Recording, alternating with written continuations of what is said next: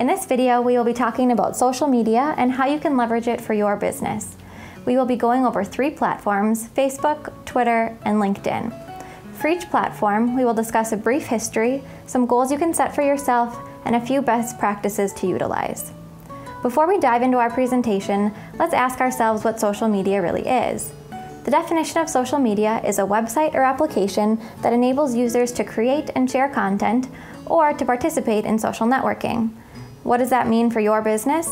It's really just a way for you to have two-way communication with your customers and clients, and it is the second most used form of advertising for small businesses. There are many reasons why you should be utilizing social media. Let's go over a few. The first is branding or creating an identity for your product or service. This is especially important for small businesses and small communities, as we need to keep our brand front of mind with our consumers. Here's a screenshot of Coke's Facebook page. They've done an excellent job of branding this page. You could take the company's name off of it and still there would be no question that this was Coke. Social media allows us to create a buzz.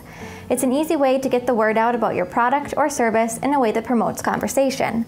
This is a screenshot of Nike's Facebook page. I pulled this off just 2 hours after it was posted, and in that short time, it received 719 shares and 398 comments.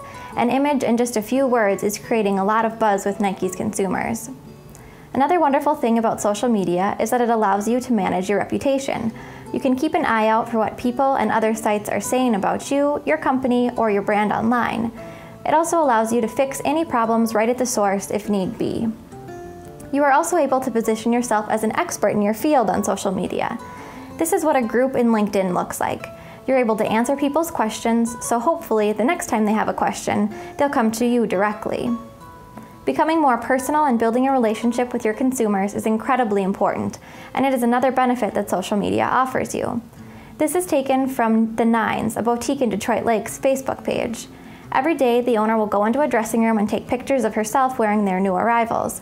This makes their consumers feel like they know the person behind the business and helps to build trust, even if they've never walked in the brick-and-mortar store. Building off of that trust is word of mouth. Customers need to trust before purchasing, and people trust their friends and loved ones more than a salesperson. If they hear from someone they trust about your product, chances are higher they'll buy. You can market by word of mouth virtually on social media. This is a screenshot of Tom's Twitter page just a few hours after this tweet was sent out. 71 people had retweeted it, and 84 people had favorited the message already when I found it. That's 155 people who are getting your message out to their followers.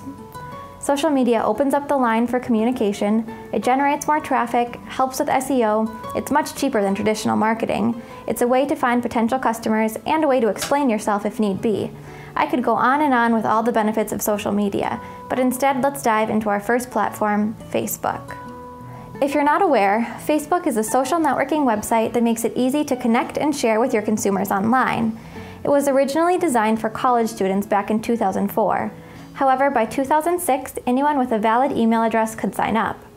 Last quarter, Facebook passed 1.39 billion active users, and they currently have 890 million daily users. Not only are your current customers on social media, that is a huge pool of people you're not currently in a relationship that you can reach by using Facebook. We've put together a few goals to make for yourself when using Facebook. The first is to build a relationship with your customers. They're using it, you might as well be using it too. Use the opportunity to connect with and build a trusting relationship. There are a few ways that can help that along. Feature your charity work or highlight an employee of the month. This will make your business feel human and will encourage that relationship. Make sure you're responding to their comments, questions, and concerns. This will help them realize that there's a person on the other end of the computer and that you're willing to help in whatever way you can. The second goal you should be setting is to engage with your customers and influence your prospects. When you engage with your customers by providing useful content, they become your brand ambassadors. Your brand ambassadors will share your content with their friends, thereby influencing them to like your page, or better yet, become aware of your product or business. So like the image says, content is king. Provide valuable content that they want to engage with, and make sure you're being an active user yourself so you can get in on the conversations that are happening, even if it isn't on your company's page. Let's go over a few best practices for Facebook. The first and most important is to figure out the voice of your brand. Are you going to have the post come from the brand itself or from an employee within the brand? There is no right or wrong strategy, it's just a matter of determining what works best for your company and sticking with it. And this will help guide all of the posts you write from here on out. The next best practice is that consistency is key. If you decide that posting once a day is going to be right for your business, make sure you post once a day, every day. Facebook has an algorithm similar to what Google is doing. One of the largest metrics they use is consistency. So the last best practice is to manage expectation.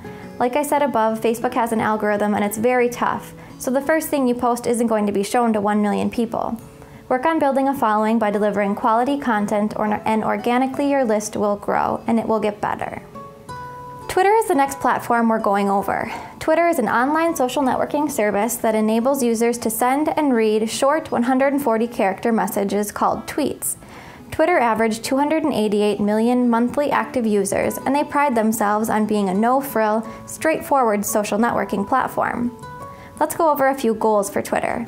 Think of Twitter as an elevator pitch. You want to quickly get across your message or simply define a product, service, or organizational value. Facebook should be used for those deeper conversations, while Twitter should be used for quick, to-the-point messages that will get your readers' attention. Best practice states that if a conversation is going longer than 3 tweets, to take it off Twitter. It's probably requiring more than 140 characters to explain what you're trying to say. The next goal is to grow an engaged and relevant following. Strive for content that your followers will want to share with their friends and coworkers. It's so easy for followers on Twitter to retweet, and they'll do the heavy lifting for you if you let them. It's incredibly easy on Twitter to expand reach and create buzz. Buzz marketing is as hot a topic now as ever. You want your engaged and relevant following to become your brand ambassadors. Retweeting content on Twitter is what the whole goal here is. We've gathered 3 best practices for Twitter. The first is what we call the 80-20 rule. 80% of your tweets should focus on driving interaction with your followers, such as retweets, replies, and favorites.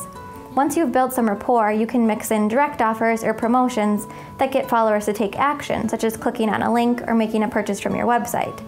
You really want to be viewed as a resource and not a door-to-door salesperson. You want to strive for an approachable communication style that is authentic and friendly without being overly formal. Wit and humor can help in providing entertainment value. Just don't let your commitment to a formal strategy overshadow your unique voice. Last, but definitely not least, test. There's no right or wrong number of times you should tweet each day or when. Instead, focus on generating quality content and establishing a regular cadence so followers know when to expect updates from you. The last platform we'll be going over is LinkedIn. LinkedIn is a business-oriented social networking service that just reached 332 million members. It was originally developed as a recruiting tool, however now has features that allow for updates much like the other social networks we spoke about. Here are 3 goals you should keep in mind as your company is diving into LinkedIn. The first is to attract business clients and expand business contacts. With the majority of users being professional in nature, this is a great place for you to gain B2B business. You're going to want to generate relevant industry-related content that will gain their attention. Keep your updates on LinkedIn more professional in nature than you would the other 2 sites. LinkedIn is a great place to source employees also. It allows you to find and vet new employees through their profiles and search tools, but it's also a great way to stay in contact with former employees. Own your alumni organization page and hope that former employees can become future clients. You want to be seen as a thought leader in the industry, and LinkedIn is the perfect place to do that. Join groups and Q&A sessions.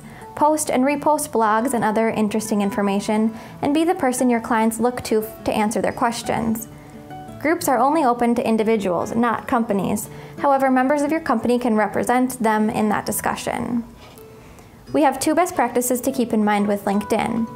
Make sure to keep your company page up to date, as this is how potential employees search for you, so you want to make sure the information they're searching is correct on your page. Lastly, recommends, shares, likes, and endorsements are your best friend in this network. Imagine for a moment that I'm a customer and my trusted friend just endorsed your brand or brand's content in LinkedIn. Not only will this action show up in my feed and will point back to your company page, but also my perception of your brand is more favorable than before. Each endorsement and recommendation of a product, service, or content amplifies your brand across LinkedIn.